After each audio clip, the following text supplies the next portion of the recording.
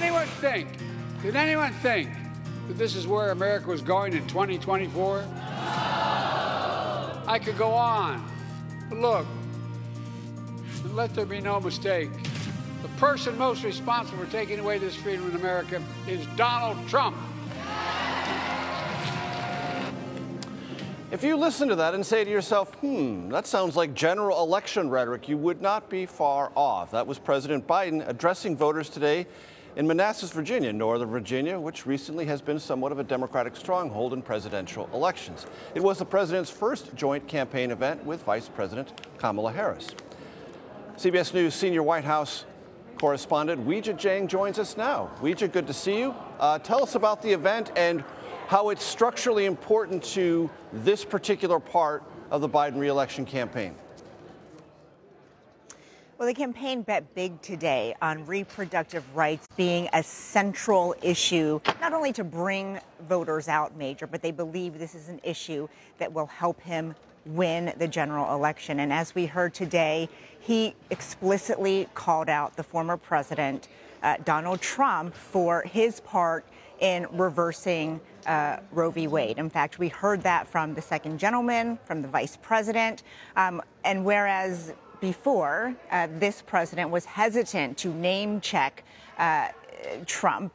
Now it is fully a different game, and he is all in. And he said that we have to remember, and told voters that we have to remember the reason why reproductive rights were taken away and what's at stake come November, because in reality, Major, he doesn't have the power to reverse Roe, right? So he's not talking only about any actions that he can take, but he's trying to set a picture to frame this as the threat that looms if he loses. But Major, I have to tell you, this is a relatively small auditorium. There were hundreds of people here, but throughout the entire speech, which was about 10 minutes long, he was interrupted time after time, at least a dozen times. It was clearly a coordinated effort because there's something else on the ballot in November, and that is his foreign policy, his Israel policy. And there are many people here who interrupted his train of thought, who interrupted his speech. And the president was clearly irritated at that, Major. But, you know, he was able to forge through the speech, of course. But I think that's something that we should expect to see, as we always do every election year, moving forward. I'm glad you mentioned that, Weijia. Progressive Democratic disapproval, and that's probably putting it mildly, with the president's approach to Israel and the ongoing war against Hamas in Gaza. Again, coming up, as you saw in that event, and something I've heard here in the last 3 days in New Hampshire among Democrats. Speaking of Democrats here, one thing that's on their mind, Weijia, is the president never came here. His name is not formally on the ballot. The Democratic National Committee is not recognizing the New Hampshire Democratic primary. Explain the backstory of all that, if you'd be so kind. Right. Well, his name is not on the ballot officially. However, there is a write-in effort to get his name on the ballot. And, you know, honestly, here it's interesting because there are two split views of this, and it seems there are some Democratic strategists who want those voters to write him in, and there are others who want to move forward and really look at Super Tuesday in the states coming up.